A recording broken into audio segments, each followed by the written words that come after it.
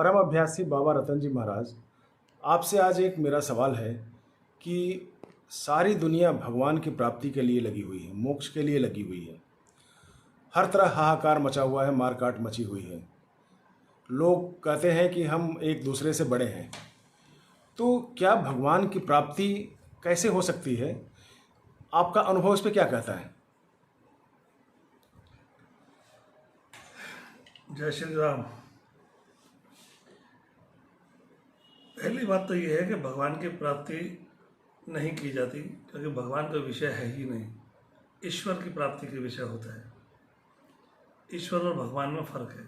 भगवान आपकी भावनाओं से उत्पन्न होता है, ईश्वर आपके कोई लेना देना नहीं। ईश्वर है मतलब है।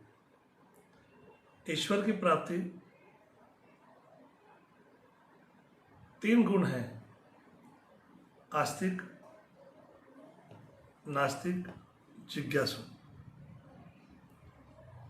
आस्तिक को ईश्वर की प्राप्ति कभी नहीं होती, क्योंकि आस्तिक जो है वो यह सोचकर रुक जाता है कि मेरे लिए तो शिव है, मेरे लिए तो कृष्ण है, मेरे लिए तो राम है, मेरे लिए तो दुर्गा जी है, मेरे लिए हनुमान है। वो एक बंधन में बंध जाता है और उससे आगे नहीं जाता। यानी किसी एक देवी देवताओं पर आकर रुक जाता है, जिसकी पूजा आराधना करने लगता है। हाँ, देवी देवता ईश्वर नहीं है, ये सारे के सारे देव हैं। ईश्वर कोई और शक्ति है। नास्तिक को भी नहीं मिलता, क्योंकि नास्तिक ये सोच करके रुक जाता है कि दुनिया के अंदर कुछ है ही नहीं, सब झूठ है। तो फिर ईश्वर की प्राप्ति आखिर होती किसे है? ईश्वर की प्राप्ति होती है जिज्ञासु को। जिज्ञासु जो किसी संत की सेवा में लगा होता है, जो हर पल कुछ नया जीवन सोचता है, हर पल अपने गुरु की नई चेतना को देखता है और हर दिन एक नए पर्सन को जन्म देता है। जिज्ञासु का अर्थ है, जैसे मान लीजिए उदाहरण के तौर पर कोई एक वस्तु है, कोई भी एक वस्तु, जैसे मान लीजिए ये आई ड्रॉप है। आस्तिक क्या है? आस्तिक का मतलब हुआ कि ये बाबा जी दवाई है। मैं कहूँगा हाँ ठीक है, फ़ायदा करेगी, हाँ जी ठीक है। आस्था पैदा की और लेकर के चला गया, इससे आगे उसने कुछ नहीं सोचा। फिर नास्तिक, मैंने उसको कहा आपकी दवाई अच्छी है, वो कहे मैं इन दवाइयों पर विश्वास नहीं करता, दवाई छोड़ दी, काम खत्म। जिज्ञासु, वो इस दवाई को लेकर क्या बोलेगा कि गुरु जी की दवाई काम तो करती है, लेकिन ये दवाई बनाई किसने है? एक पर्सन। दूसरा पर्सन, ये दवाई बनती कैसे है? तीसरा पर्सन, इसमें क्या क्या डला है? चौथा पर्सन, क्या ये दवाई के अंदर डलने वाली चीज़ें आपने पैदा की थी? पांचवा पर्सन, कि जो चीज़ इसमें डली है वो किसने बनाई, उनको बनाने वाला कौन है? यानी जिज्ञासा कभी भी शांत नहीं होती जब तक उसके मूल तत्व को वो नहीं पकड़ लेता। जब तक मूल समझ में नहीं आएगा तब तक जिज्ञासु उसको छोड़ेगा नहीं। इसका मतलब ये हो कि ईश्वर की प्राप्ति सही मायने में जिज्ञासु को होती है। बाकी इस ब्रह्मांड में जिज्ञासु के अलावा कोई ऐसा नहीं है जिसको ईश्वर की प्राप्ति हो सके। जिज्ञासा भी तो हर व्यक्ति में अलग अलग होती है। अगर ईश्वर की प्राप्ति चाहता है तो ईश्वर के प्रति आस्था होगी, जिज्ञासा भी उसी के प्रति होगी। आज की तारीख में जो मारकाट मचा हुआ है, सब एक धर्म दूसरे धर्म को ऊपर अपने को दिखाने की कोशिश कर रहे हैं, इनके लिए आपका संदेश क्या होगा? तो मेरा संदेश तो बहुत पहले से और साफ है। ये सारे के सारे संप्रदायवादी लोग हैं, धर्म का तो इन्हें ज्ञान ही नहीं है। ये कहते हैं इस्लाम धर्म, इस्लाम कोई धर्म नहीं है। ये कहते हैं सिख धर्म, सिख कोई धर्म नहीं है।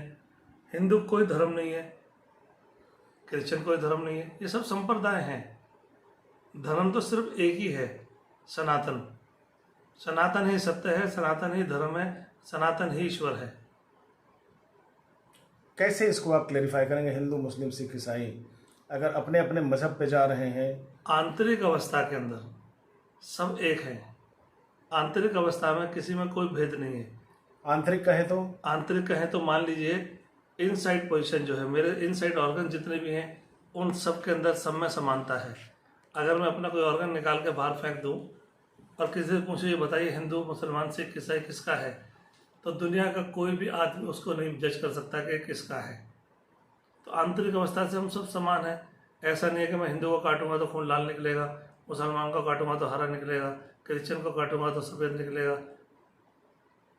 या कैसा है सिख धर्म में से किसी को काटूंगा तो उसका खून किसी और कलर का निकलेगा। सबकी समानता है, इनसाइड सब एक है। भारी आवरण में दुनिया फंसी हुई है। जब तक ये लोग समझेंगे नहीं कि सही मायने में धर्म क्या है, तब तक ये युद्ध जारी रहेगा। कौन कौन किसको किस रूप में मानता है और उसका इंटरप्रिटेशंस क्या है आपके पास? मेरे इसमें उस इंटरप्रिटेशन की ज़रूरत ही नहीं है। इंटरप्रिटेशन की ज़रूरत पड़ती है वहाँ जहाँ लोगों में समानता पैदा होती है। अभी तो लोगों में समानता ही नहीं है, तो मैं किसी को क्या समझाऊंगा। हाँ, जो व्यक्ति मुझसे जुड़े हुए हैं, आप जब भी उनसे पूछेंगे कि ईश्वर कौन है, वो मुस्कुरा के जवाब देंगे और ईश्वर का साक्षी आपको बताएंगे। अगर क्रिश्चियन ईसा मसीह पे जाके टिक जाता है और आगे का ज्ञान नहीं लेना चाहता, तो इसके क्या कारण है? और इसी तरह से बाकी धर्मों में भी है। आस्तिक है ना, जो आस्तिक है वो रुके हुए हैं ना। आस्तिकों ने तो अपने पाँव के अंदर बंधन डाल रखा है, हथकड़ी ले रखी है, किसी ने लोहे की, किसी ने सोने की। खुले नहीं है ना, सब खूंटे से बंधे हुए हैं। अगर हमारे को एक किनारा छोड़ के दूसरे किनारे को देखना है तो हमारे को पहला किनारा छोड़ना ही पड़ेगा। जब तक हम उसे नहीं छोड़ेंगे तब तक हमारे को ईश्वर की प्राप्ति नहीं होगी। पहला किनारा छोड़ने का मतलब क्या? पहला किनारा छोड़ने का मतलब ये हुआ, मान लीजिए आप सिख धर्म को मानते हैं, तो आप गुरु नानक जी में आस्था रखिए, लेकिन ईश्वर की प्राप्ति करिए। गुरु नानक जी ईश्वर नहीं है। आप मान लीजिए क्रिश्चियन है, आप जीसस पर ध्यान लगाइए, लेकिन ईश्वर को ढूंढिए। ईश्वर कौन है? क्योंकि जीसस ईश्वर नहीं है। आप राम को ढूंढिए, राम में आस्था लगाइए, लेकिन राम ईश्वर नहीं है। राम भी एक देव है, कृष्ण भी एक देव है। मुस्लिम पे देखें तो मुस्लिम में जो है कोई चिन्ह ही नहीं है। उन्होंने एक अदृश्य शक्ति को मान लिया कि ये अल्लाह है, खुदा है। खुदा का अर्थ ही जिद है। वो कहते हैं हम नहीं आएंगे, खुदा। आप मेरी बात को समझ रहे होंगे। ये कट्टर कौमी है ना, तो कट्टरता क्या कह रही है कि हम नहीं आएंगे तेरे पास, तो खुदा। खुदा मतलब खुदा, हम नहीं आएंगे, उसको मानकर बैठे हुए हैं। जिद को इन्होंने अपना खुदा मान रखा है, कट्टरता को खुदा बना लिया। नहीं, लेकिन उसमें भी कुछ लोग ऐसे हैं मुस्लिम में जो सॉफ्ट कॉर्नर वाले होते हैं। जो सॉफ्ट कॉर्नर वाले हैं वो सारे सनातनी हैं। कहीं ना कहीं उन्होंने सनातन को या तो समझा है या सीखा है, या कहीं ना कहीं उनके पूर्वज जो है वो सनातनी रहे होंगे।